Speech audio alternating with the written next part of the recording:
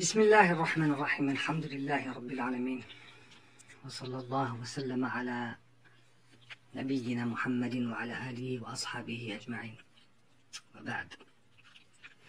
Donc aujourd'hui on va attaquer les lettres de l'alphabet avec ce que l'on nomme une fatha dessus, au-dessus. Donc la fatha c'est le petit trait rouge qu'il y a au-dessus de la lettre. Quand cette lettre elle a une fatha dessus, on dit qu'elle est maftouha. D'où ça vient le mot fatha? Parce qu'il faut savoir qu'avant, c'est un truc que j'aurais dû vous dire avant, les lettres arabes, il n'y avait ni les points, c'est-à-dire que les lettres qui se ressemblaient par groupe de 2, de 3, de 4. Il n'y avait ni les points, ni les traits qu'on trouve au-dessus ou en dessous. D'accord? Donc la première chose qui est apparue, c'est à la place des traits ou de la petite dhamma, c'était des points qu'on mettait à certains points, des points de couleur rouge qu'on mettait soit à droite, en haut à droite, soit en haut à gauche, soit en dessous.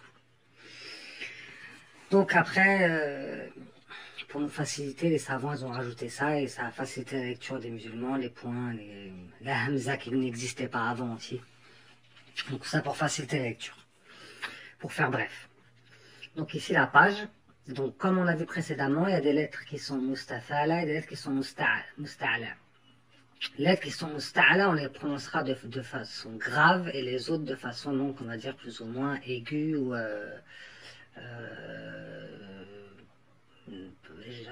douce, de façon douce. Donc, on commence. Il faut répéter après moi, Inch'Allah. La première lettre, c'est pas un alif ici. La première lettre, ici, c'est une hamza qui est sur un alif. Ou alors qu'on appelle donc, bon, ça sert à rien de rentrer en détail. C'est une hamza qu'on pose sur le alif. Parce que la hamza, elle peut venir toute seule, mais des fois, elle peut être posée sur un alif, elle peut être posée sur un ya, ou elle peut être posée aussi sur un waw, ou alors elle peut être posée sur ce qu'on appelle le nabr. Bref, on verra ça plus tard. Donc, vous répétez bien après moi, Inch'Allah. A. ب ت ث ج ح خ د ذ ر ز س ش ص ض ط ظ ع غ ف ق ك ل م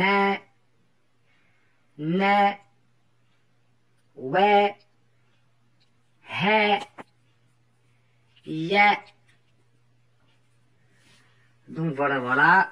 Bon courage à tous. Wassalamu alaikum wa rahmatullahi wa barakatuh.